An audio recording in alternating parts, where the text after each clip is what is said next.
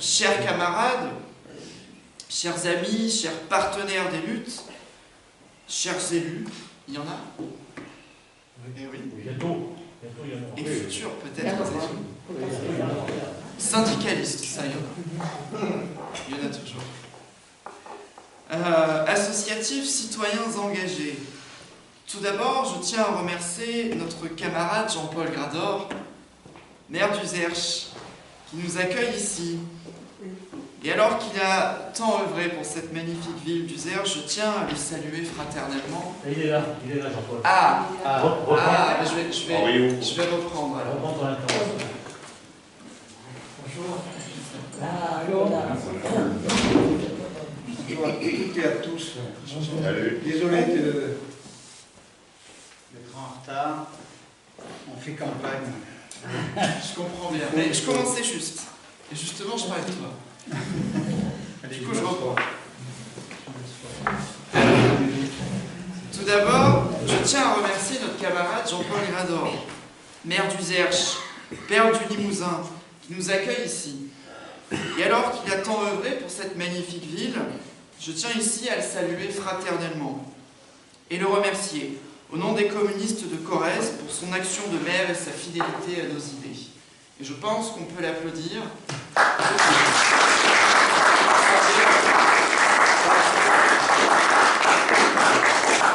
Jean-Paul a décidé de rendre l'écharpe après de nombreuses années d'engagement et c'est important et symbolique aussi ici à Uzerche qu'on puisse lui rendre hommage et rendre hommage aussi à tous nos maires, à tous nos élus qui ont œuvré. Je pense à Jean Mouzat qui a encore l'énergie pour repartir pour un nouveau mandat. Je pense à Jean-Pierre Lechat qui lui aussi rend l'écharpe à Saint-Martial-en-Trègues, à Stéphanie Gauthier, à Palis, qui elle aussi a énormément travaillé et qui elle aussi a décidé de laisser la place. Et je pense à tous les élus dans les communes qui, par leur engagement, font vivre l'idée et les idées communistes au plus près des citoyens et des gens et qui vont, pour la plupart, même s'ils rendent l'écharpe, même s'ils ne repartent pas pour un mandat, continuer de militer et continuer de faire vivre nos idées au plus près des citoyens. Alors, en ce début d'année, je veux d'abord vous souhaiter, au nom de la Fédération de Corrèze du Parti communiste français, une année de résistance, une année de courage, une année de lutte que nous espérons victorieuse. Car nos vœux, ce ne sont pas des mots polis, ils sont un engagement, ils sont un cap politique, ils sont une promesse de ne jamais renoncer. L'année écoulée a été marquée, encore une fois, par un monde toujours brutal, toujours plus instable, plus violent, des guerres impérialistes, comme on a pu le voir encore en tout début d'année, des massacres de populations civiles, le droit international piétiné, les peuples écrasés sous les bombes. Face à cela, les communistes corréziens ont tenu leur place. Nous avons affirmé, sans ambiguïté, notre engagement pour la paix. D'abord la paix. C'est là-dessus que nous avions conclu nos vœux l'année dernière. La paix. Alors la paix au Moyen-Orient. L'engagement pour la reconnaissance de l'État de Palestine. Enfin, le fruit de trop nombreuses années de lutte et de combat. Cet engagement aux côtés notamment de l'Organisation de libération de la Palestine, dans la droite ligne de l'histoire du Parti communiste français. Nous avons été présents dans les rassemblements pour la paix, pour ne plus consentir, pour être dans le combat. Et puis, symboliquement, par nos actions, comme à Jansiou, le 11 novembre, devant ce monument unique qui proclame « Maudite soit la guerre », nous avons rappelé que le pacifisme n'est pas une faiblesse, mais une exigence révolutionnaire. À Saint-Martial-en-Trègues aussi, avec l'inauguration de l'espace Ambroise Croizat. Là aussi, nous avons rappelé que la paix sociale commence par la justice sociale. Mais notre engagement ne se limite jamais à l'international. Il s'enracine ici, en Corrèze, dans la vie concrète des gens. Nous avons été dans les luttes, pas sur le côté, pas en surplomb, mais aux côtés des gens, aux côtés des salariés, comme ici à Uzerche, à Enedis, en soutien à la grève des salariés, pour refuser la fermeture d'un site public essentiel à l'aménagement du territoire. Devant la préfecture, récemment encore, pour défendre le droit au séjour, les droits de l'enfant, contre une politique migratoire inhumaine qui fabrique des sans-droits. Dans la rue aussi, toujours, contre un budget de casse sociale qui attaque les salaires, les retraites et les services publics. Et nos revendications ont été claires et sans compromis, elles étaient assumées. Augmentation générale des salaires face à la précarité rampante, abrogation de la réforme des retraites toujours, taxation des hauts revenus et des revenus du capital, égalité des droits, sans distinction d'origine ou de statut, et encore d'autres luttes. Nous avons aussi fait vivre ces combats dans nos fêtes communistes, qui ont eu un certain succès, il faut le dire, à Brive, aux Angles, au bois de la Croix-Rouge, à Garavé, et aux Angles, avec ce monde qui est venu, qui est revenu nous voir, qui a participé non seulement au moment de fraternité, mais aussi au débat, et toujours avec au devant la mise en valeur de la culture, de la solidarité et de l'humanisme. Ces moments ne sont pas que des moments festifs, ce sont des moments politiques que nous menons avec fidélité. Ils sont des espaces de fraternité, de débat, de transmission et de reconstruction populaire, à l'image du succès immense de la fête de l'humanité de cette année, avec un record depuis de nombreuses années, plus de 600 000 participants. Et l'année prochaine, eh bien, 700 000, pourquoi pas, et encore plus. Mais avant d'aller plus loin dans ces vœux, je veux que nous prenions un moment pour nos camarades disparus. Vous avez vu, nous les avons mis en valeur aujourd'hui. Des femmes et des hommes qui ont donné leur énergie, leur temps, parfois leur santé, au service du combat communiste. Des militantes et des militants sans lesquels rien de ce que nous faisons aujourd'hui n'existerait. Ils et elles ont tracté sous la pluie, collé dans le froid, nos affiches, organisé des réunions quand personne n'y croyait, tenu des sections quand tout semblait perdu. Ils n'ont jamais cherché la reconnaissance, ils ont cherché la justice. Et leur absence nous oblige. Elle nous oblige à être à la hauteur. Elle nous oblige à ne jamais transformer leur communisme en nostalgie. Le plus bel hommage que nous puissions leur rendre, c'est de continuer le combat. Et je souhaite aujourd'hui que nous ayons une pensée toute particulière pour ces deux illustres camarades qui nous ont quittés, René Pérical et Martine Conti. Gardons en nous le souvenir ému et toujours vivant de tout ce qu'ils nous ont transmis à chacun et à chacune.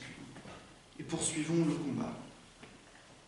Et ce combat, en 2026, il prend une forme politique concrète. Ce sont les élections municipales. En Corrèze, nous avons fait un choix clair, l'union de la gauche, sans ambiguïté, sans calcul d'appareil. Et nous avons eu cette exigence dès le début, en allant solliciter les citoyens, les partis politiques, en lançant justement, à l'occasion de notre fête du Pont des Angles, un appel, une pétition, et en allant à chaque fois dans les discussions, dans le dialogue, toujours remettre en avant le fond, le projet, les idées, pour que nous puissions porter des listes de rassemblement. Et à Tulle, comme à Brive, et comme ailleurs, comme ici, il y a des citoyens engagés qui construisent des rassemblements populaires, écologistes, sociaux, ancrée dans les réalités locales. C'est déjà la guerre, c'est caché pour trouver le prochain. Bonjour. Nos camarades des écologistes.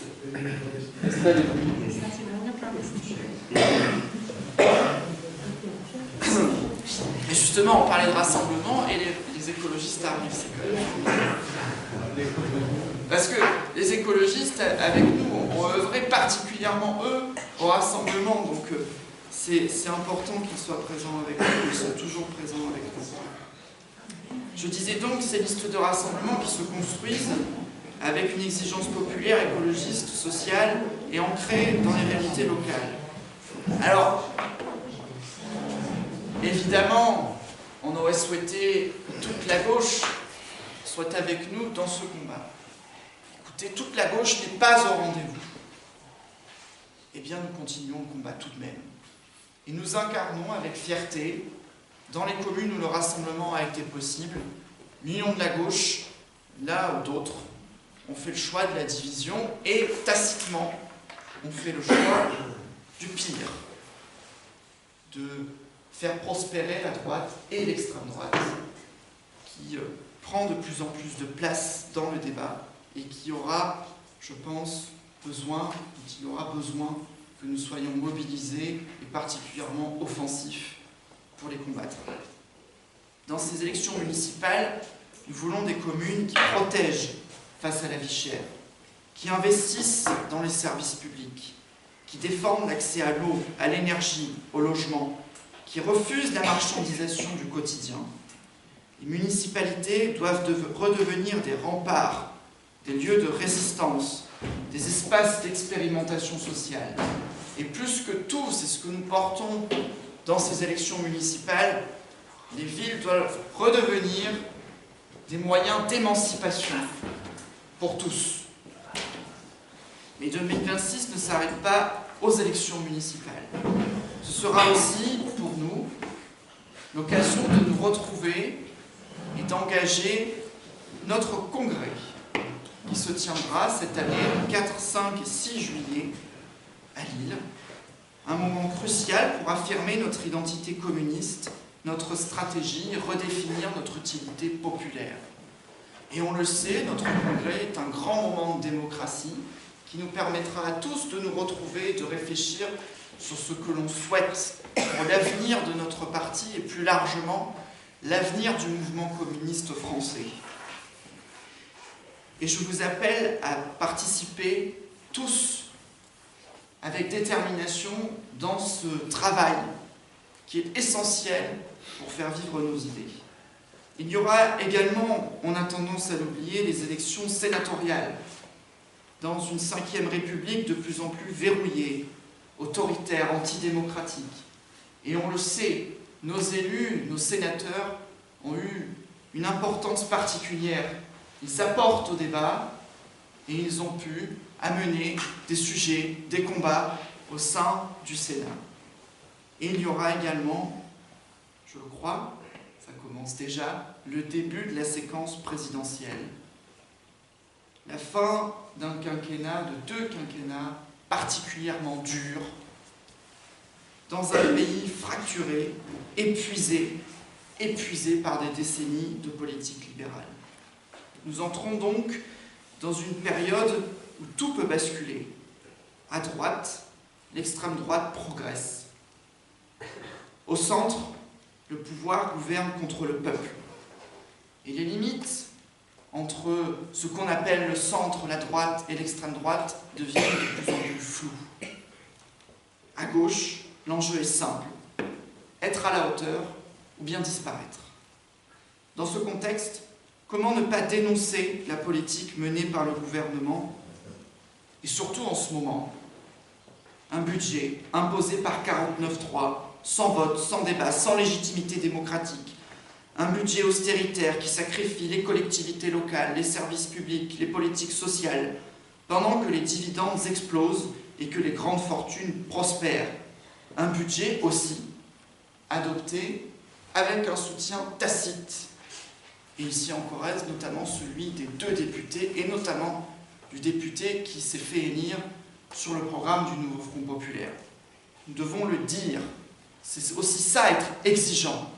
Et c'est aussi ça, l'exigence communiste. Être fidèle aux idées que nous avons portées au moment de ces élections. Ce n'est pas une fatalité économique, tout ce qu'il nous présente avec ce budget. C'est une guerre sociale, un choix politique assumé au service du capital. Et pour cela, il nous faudra l'union. L'union dans les luttes et l'unité populaire.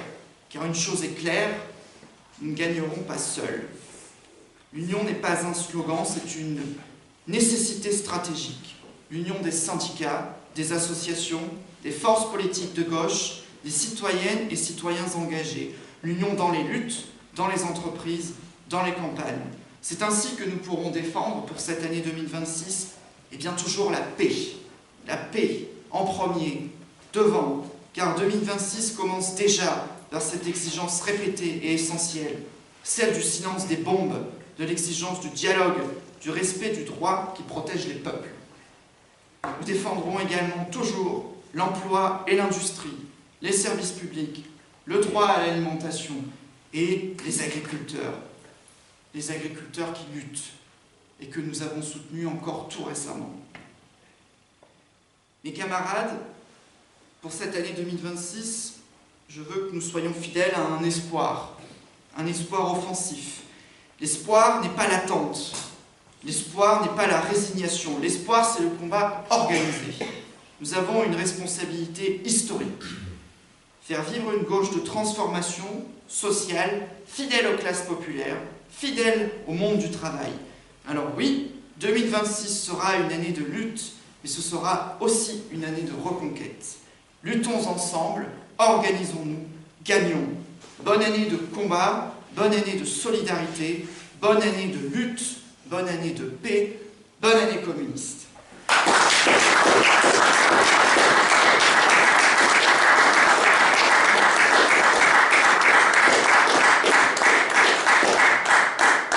Et vous retrouverez, avec ce formidable document qui a été fait par notre camarade Henri Vacher, à la fois tout ce que nous avons fait sur cette année et puis ce que nous prévoyons de faire pour l'année prochaine. N'hésitez pas à le consulter et à le prendre, il y en a quelques exemplaires.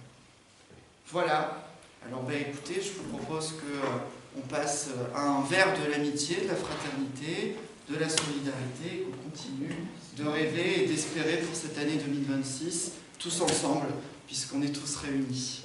Merci. Merci.